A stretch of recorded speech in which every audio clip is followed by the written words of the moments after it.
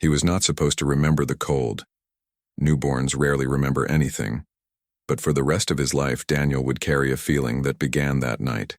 The sting of air so sharp it could cut, a whiteness that swallowed sound, and the faintest scent of wool warmed by breath.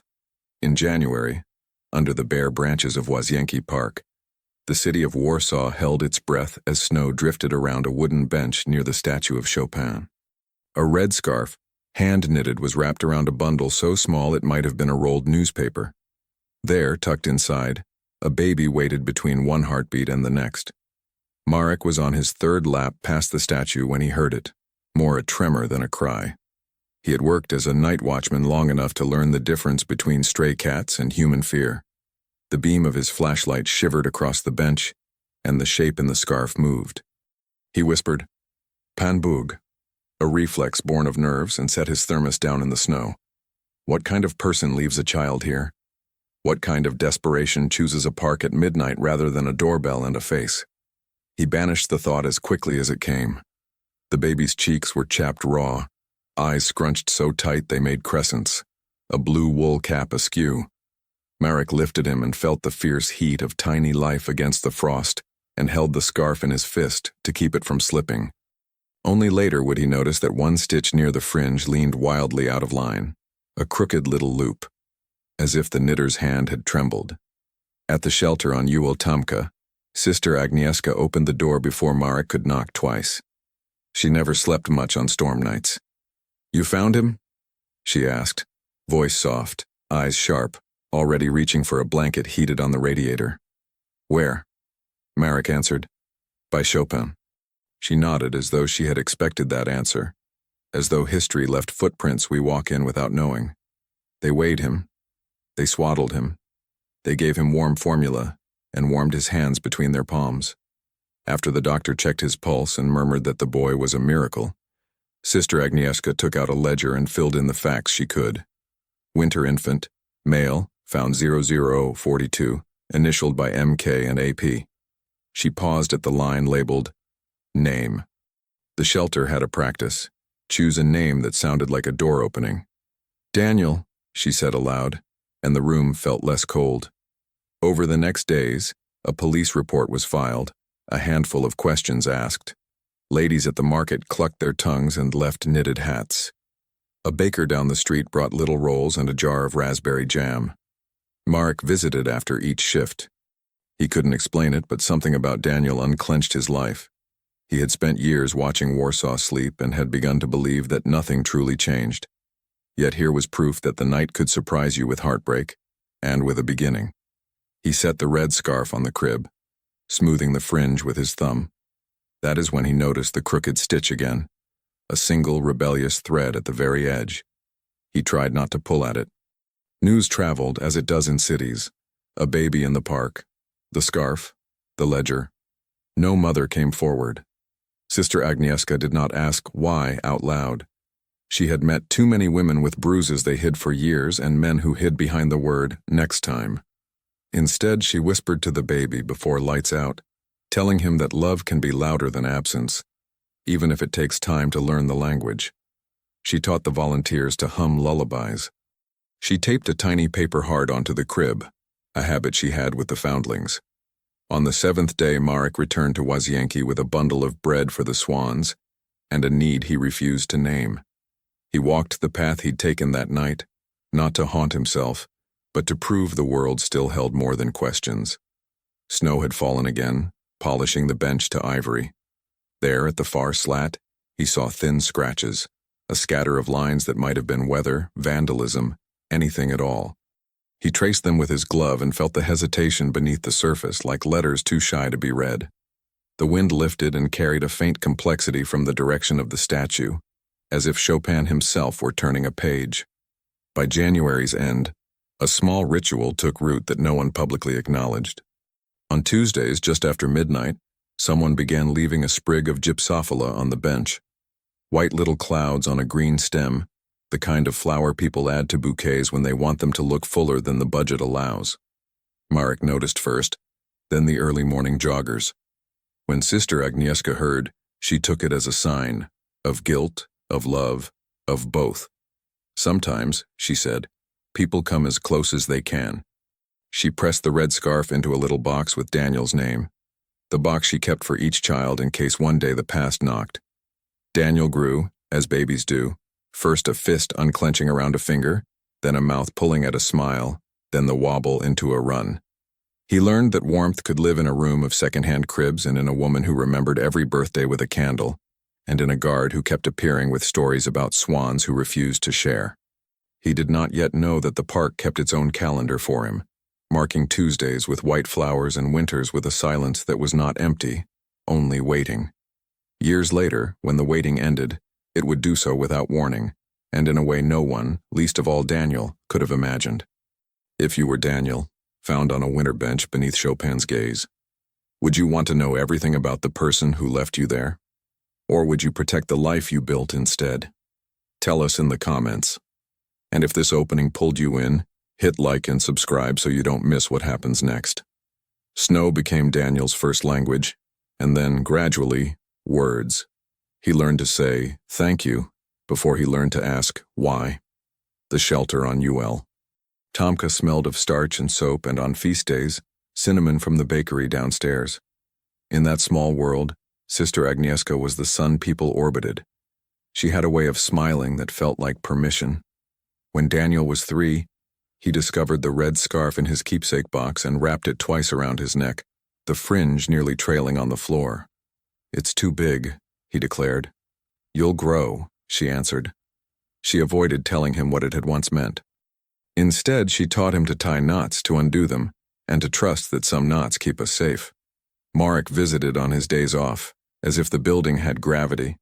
He brought jokes and wooden toys, hand-carved boats that actually floated in the wash basin. When the city thawed, he took Daniel to feed swans in Łazienki. Sometimes, very early, they would pass the bench.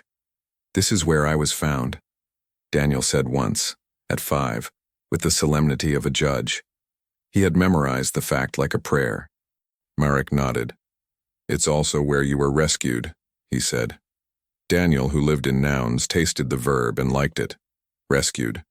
He grew tall and angular, quick at sums, careful with crumbs. When the shelter overflowed with new babies, he volunteered to be quiet. You don't have to be perfect, Sister Agnieszka told him, but perfection briefly felt like a bargain the world would honor. It didn't. At 8, he spent 3 months with a family in Mokotów, who liked schedules more than laughter. At 9, he returned. At 10, he packed again, this time to a small apartment above a pharmacy. The pharmacist loved him, but insomnia did not. She returned him with regret and a duffel bag full of comic books. At 11, a couple arrived who smelled like spring rain even in November. Anya had been born in Gdańsk, moved to Chicago as a teenager, then returned to Poland for a research fellowship. David was a Londoner who taught math and had eyes that creased when anything delighted him. They brought a puzzle instead of flowers and kneeling, made a triangle of themselves with Daniel. We know you have a history here, Anya said, in Polish that rose and fell like singing. We would like to be part of your future. He looked at Sister Agnieszka, who was nodding but not smiling, as if agreeing to something that hurt. You'll visit, she promised later. The door isn't a goodbye, it's a hinge. The adoption was a ring of keys, court dates, signatures, a passport with his serious boy face. In spring, they flew to London. Heathrow smelled unlike Warsaw, roasted coffee and metal, and a thrum of impatience. In Walthamstow, their flat had a north-facing window and a view of terraced roofs that looked like folded books. Daniel learned English swiftly because the words refused to wait. He joined football at school and discovered he preferred the quiet concentration of chess. He practiced the piano in the assembly hall on Wednesdays, and when the teacher asked where he'd learned to play so fluently, he shrugged, embarrassed. He hadn't. But every time his fingers fell onto the keys, the world rearranged itself into something he could hold. Poland threaded through their new London life. On Sundays, they Skyped with Sister Agnieszka, her face a small square of light on the kitchen table. Eat, she commanded across the pixels, and Anya lifted the laptop so she could inspect the pot. In January, they bought gypsophila and arranged it in a glass jar by the window. For the bench, Anya said. For the person who keeps leaving it, Daniel added, unsure why saying it made his chest feel heavy and brave at once. The scarf lived in a drawer, wrapped in tissue, a private relic. On nights when the wind rattled the sash, he took it out and traced the crooked stitch. Every time he tried to imagine the hands that made it, his mind erased the face. Was that mercy or loss? His friends' origin stories were noisy, accents, grandparents, inherited recipes. His felt like a blank that kept insisting it was a shape. Once in year 9, his history teacher assigned a project. Where you're from. Daniel made a map of Łazienki Park from memory, marking the bench near the Chopin statue with a tiny red thread glued to the paper. He presented it and sat down before the class could clap. In London, the years were a kind of gentle blur. Saturday markets on Chapel Street, trips to the Barbican where he pressed his nose to glass and read program notes as if they were secrets, texts from Marek in capital letters because his phone refused to cooperate. At 16, Daniel found a photograph in an old case that Anya had brought from Poland. It was a winter shot, dated 1996, of the Chopin statue dusted with snow. In the corner, a woman in a blue coat faced away from the camera, her profile turned just enough to suggest her cheekbone. On the back, in Ania's script, Ulubione miejsce, favorite place. Who is she? He asked. Ania squinted, then shook her head. A stranger, or everyone. At 19, he won a small scholarship to study design and acoustics, an odd marriage that made perfect sense to him. Spaces speak, he told David. We just don't know how to listen. He worked nights pouring coffee, learned the rhythm of commuters, and stopped going to Poland every summer because flights were expensive and summer in London smelled like possibility. He did go in the winter of his 23rd year. Anya called just before Christmas. Her voice had that too steady quality people use when they are afraid the truth will crack them open. It's Sister Agnieszka, she said. She's not well. You should come. Daniel booked a seat on a gray morning and carried the scarf with him, tucked into his backpack as if it might warm something he could not name. On the second night in Warsaw, he dreamed of the park with terrifying clarity. Frost sharp as sugar on the bench, gypsophila petals pinned under ice, and the woman in the blue coat leaning down to tie her shoe. When he woke, his hands remembered the exact grain of the wooden slats. He dressed before dawn and walked toward Łazienki, toward a place that had started it all, feeling sure, he could not say why, that the park had been waiting for him to come back. Dawn in Warsaw wore a thin gray sweater the morning Daniel slipped out of the apartment and took the long way to Łazienki. The city was all steam and breath, the tram rails singing low as if someone were bowing a cello under the street. The park gates were open but empty, the sort of emptiness that makes sound travel further than it should. He crossed past the frozen pond and the black lace of branches and stopped where Marek had stopped years ago, the bench facing Chopin's outstretched hand. He hadn't meant to bring the scarf, but his fingers had packed it without asking. He took it out now and laid it across his lap like a question. The wood of the bench had silvered in the cold, and the slats wore a grammar of scratches, initials, weather, time. He ran a glove over them and felt, beneath the random, the insistence of pattern. Memory supplied the rest. 7th day, thin marks, a reluctance that looked like letters. Daniel had built a career on the way shadows and sound revealed design. He trusted his training more than he trusted hope. He leaned closer. Still a vigilante of seating, came a voice. Daniel turned. Marek's beard had gone white at the edges, and his shoulders had acquired the rounded set of men who keep walking even when it hurts. His eyes, though, were unchanged, the kind that forgive you for arriving late. They hugged, a shared warmth in a cold that didn't care. You've grown, Marek said, and then laughed at himself. Of course. They walked, slow, letting the paths remember their feet. Marek spoke of small things first, the swans, the teenager who painted a bicycle lane where none existed, the kiosk that started selling poppy seed rolls again. Only at the shelter gate did his voice alter. Agnieszka kept everything, he said, and she kept it close. Inside, the hallway smelled like floor wax and dill. On an office shelf sat a ledger, the color of old tea. Marek set it on the desk and flipped to January 1996. There, in tidy handwriting, were the lines Daniel had memorized long before he'd read them. Found 0042, wooden bench near Chopin, male infant, and below, written later in a different, urgent script, woman in blue coat observed. Tram 10 stop at Aleje Ujazdowski. Possible message carved. Verify at dawn. Why didn't you tell anyone? Daniel asked, surprised at the tremor in his own voice. Marek shrugged. We told the police. We told who would listen, and then the city got louder. He paused, choosing the next words from the shelf of a careful mind. Sometimes you don't broadcast the only place you know a person returns to. Sometimes you let her return. Her? Daniel repeated. You think it was? I don't think, Marek said gently. I saw a woman with a blue coat, with boots that weren't rich and weren't poor, which often means someone who has learned to make do. She stood at the tram stop and didn't board. She had a hand on her stomach as if she was steadying herself even though she didn't move. Daniel felt the room lean.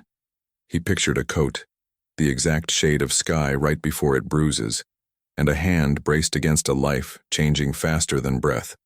And the carving? Marek lifted a brow. You always did prefer nouns to adjectives. Come. They walked back to the bench, their exhalations knitting and unknitting in front of them. Under the slats where the wood met iron ran a set of shallow cuts, not letters but vectors, as if someone had decided to write with direction instead of alphabet. Daniel traced one, then another. The lines were too deliberate to be random, too shy to be obvious. What do you hear? Marek asked. Daniel smiled despite himself. You mean, what do I see? He pulled the red scarf from his bag and held it by both ends, letting it hang. The crooked stitch near the fringe bowed out like a mistake that refused to be corrected. He placed the scarf along the bench slat, aligning its edge with the first vector line. The crooked stitch hovered precisely above a small notch almost hidden by the frost. His breath clouded. He shifted the scarf left. No. Right. Yes. Another notch lay beneath the wool, as if the bench and the scarf had been waiting to meet again. Coincidence, Marek said, though he sounded eager to be contradicted. Daniel didn't answer.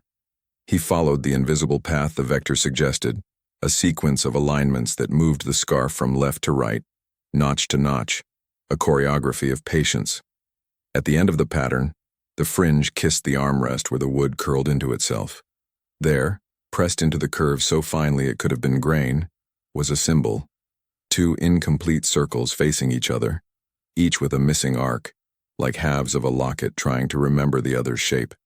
Daniel reached for it with the tip of his glove. The glove felt too clumsy. He needed skin. He bared his fingers to the cold and touched the mark. It was not deep, but it had been carved with a tool that wanted to be precise. He swallowed. This wasn't vandalism, he said. It's a map, or a key. To what? Marek asked. Daniel looked past the bench toward the dark line of oaks leading down to the water, toward the palace on the isle just visible through the trees, toward the tram stop, where a woman had steadied herself and not boarded. The wind carried a thin note through the branches, the kind trees make when they want to sound like instruments. He followed it with his eyes and felt the city rearrange into a series of possible answers. When he finally spoke, his voice was quiet and sure. If the scarf is the cipher, he said, then the lock is somewhere close enough to reach in winter and hidden enough to survive 23 years. He stood. And I think I know where we should start digging. They began at the bench because that was where the world had first said his name.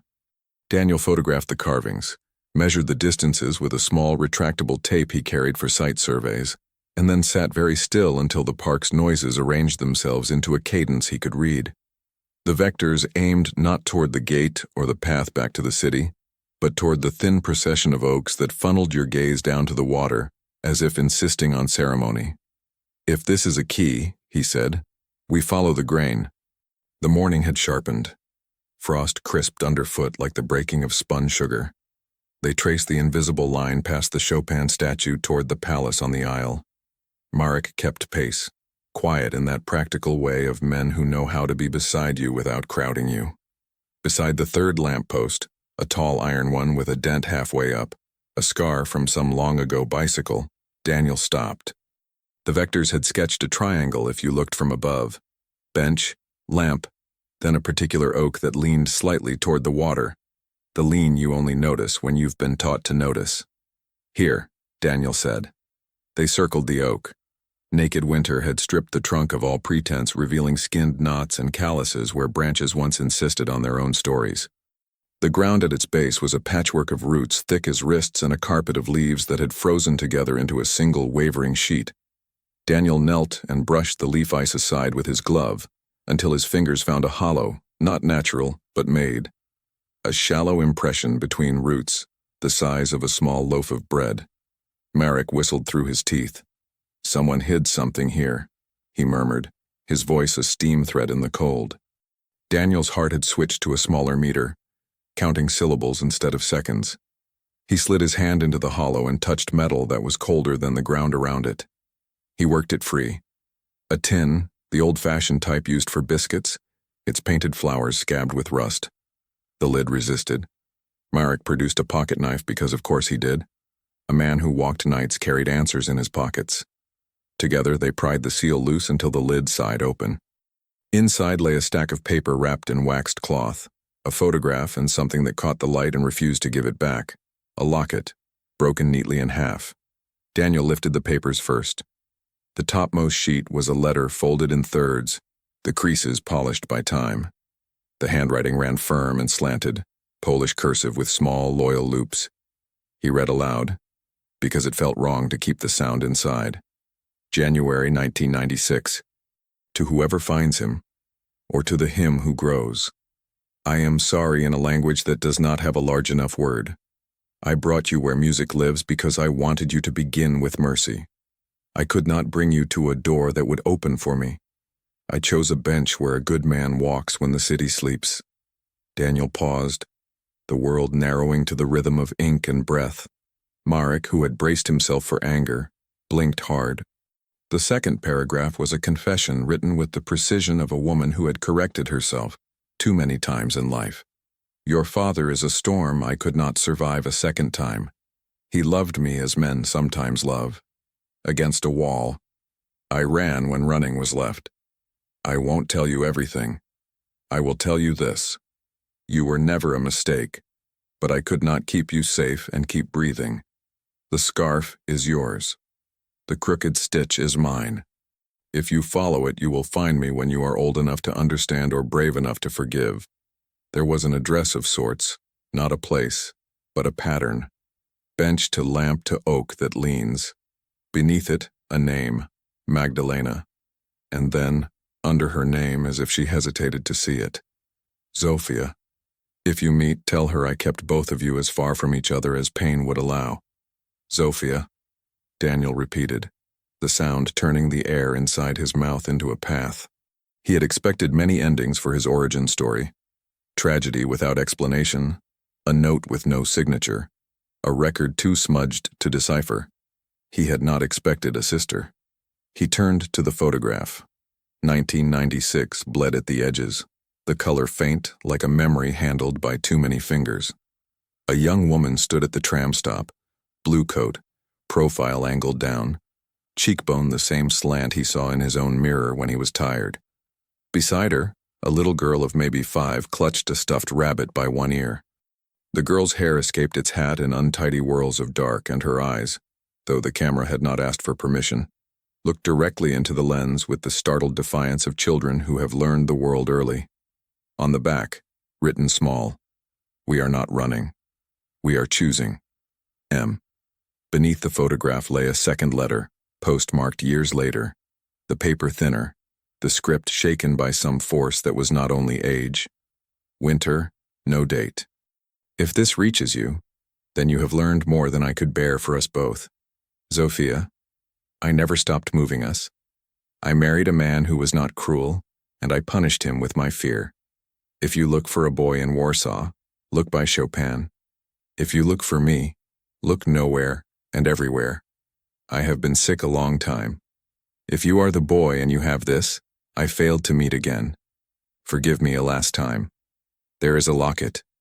I kept half and gave half to the girl when she turned 16. If you find its twin, it will be because you became the sort of person who knows how to listen to wood and winter. M. Daniel stared at the broken locket. half a heart shaped not like cartoon love but like an anatomical sketch, curved and proud and imperfect. Along the edge ran a ridge meant to clasp its mate.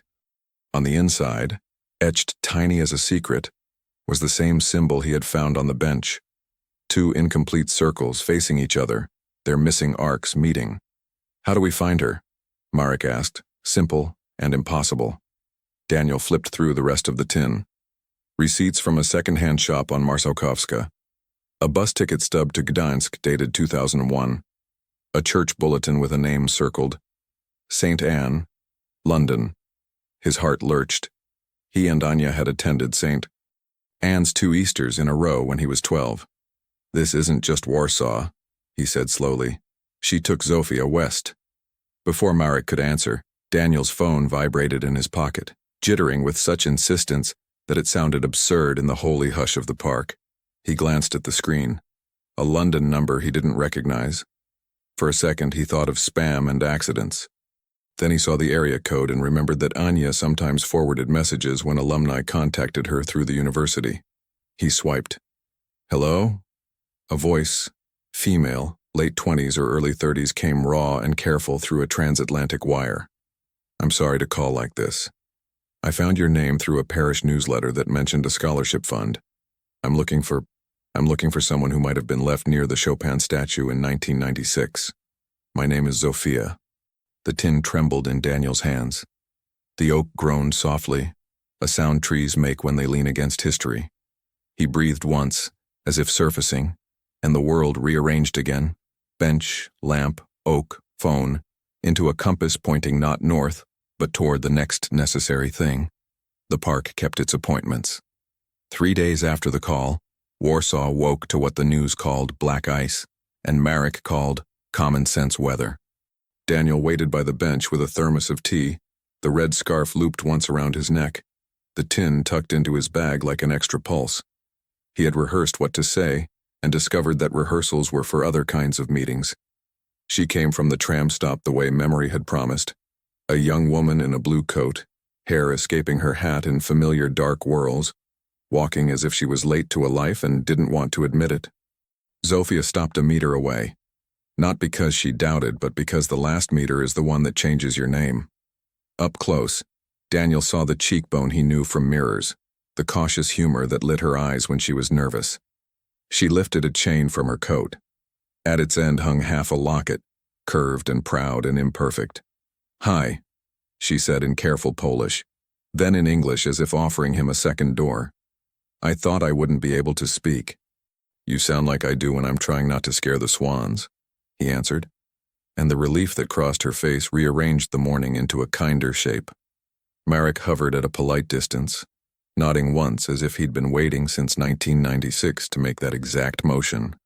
He pressed a small bouquet of gypsophila into Zofia's hands and retreated to the path, the way men who have kept a vigil know how to step aside without leaving. Daniel set the tin on the bench. He drew out the letters because paper can sometimes do a job mouths cannot. Zofia read them silently at first, her lips moving a fraction with the words as if she were ensuring none went missing. When she reached, "We are not running, we are choosing," her throat worked around the sentence like someone learning to swallow again. "She hid us by telling the truth slant," she said. "She made the world smaller so the danger had fewer doors." He nodded. "She made a map out of wood and winter." Zofia smiled, a brief flicker. She would like that line. They placed the halves of the locket together. The ridge found its mate with the tidy click of a promise kept late. Inside, the symbol winked, the twin incomplete circles touching at the missing arcs. The clasp held. A quiet thing had been completed, and in completing it had become huge. They spoke then the way siblings sometimes do when the past is shaped like a cliff, in short steps, testing the ground. Zofia told him about the years after Warsaw, the man Magdalena married who stirred sugar into tea like it was a prayer, the fear that lived in their cupboards anyway, the chemo that swept their mother's hair into the sink, the day she turned 16 and received half a locket and a story about a park in winter. Daniel told her about London, Anya's soft authority and David's bad puns, the piano he didn't know he knew, the way Poland existed for them in jars of pickled mushrooms and Sunday Skype calls, and the annual gypsophila. What did you hope I'd be? Zofia asked, looking not at him but at the bench where strangers had sat for years not knowing they were borrowing a family's altar. Real, he said. And kind. He hesitated. What did you fear I'd be? Angry, she admitted. At me. At her. At the fact that we survived each other's absence. He breathed, feeling the cold reach his lungs and change its mind. I am not angry at you. He felt the truth as he said it, the way good words land with weight. At her, he added. I have questions, but not the kind that eat. They took the flowers to the base of the oak and tucked them where the tin had slept. Snow settled on the white petals like punctuation. When they turned back, a figure moved toward them.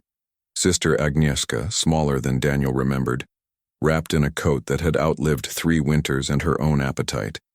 Marek had called her when Zofia texted from the tram. I thought I would meet you when I was stronger, she said, voice warm and thready. But I am strong enough to bless. She touched their foreheads with fingers that smelled faintly of soap and dill. You have both been practicing forgiveness without certificates, she said. Keep going. They walked the park together. At the palace on the aisle, Zofia pressed her hand to the cold stone balustrade and laughed suddenly, startled by joy, the kind that arrives uninvited and refuses to apologize. I brought something, she said, pulling a folded sheet from her pocket.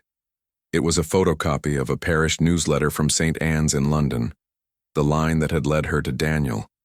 Penciled in the margin in a script Daniel didn't recognize were 3 words, bench lamp oak. A stranger at church wrote it on my copy a year ago, she said. Maybe not a stranger to her. They returned to the bench as the morning warmed by a degree you could only measure with skin. The city began to pour into the park.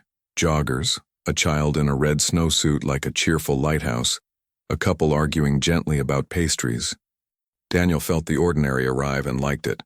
Ordinary is where miracles rest after the music ends. They exchanged numbers, promised not the grandiose but the doable, calls on Sundays, photos of first days and ordinary Tuesdays, visits when money and schedules stopped being enemies. Marek took their picture. 2 people in a world that had not learned them yet, standing in front of Chopin, the bench behind them, the locket at Zofia's throat, flashing one instant of sun. That afternoon they sat in the shelter office while Sister Agnieszka napped.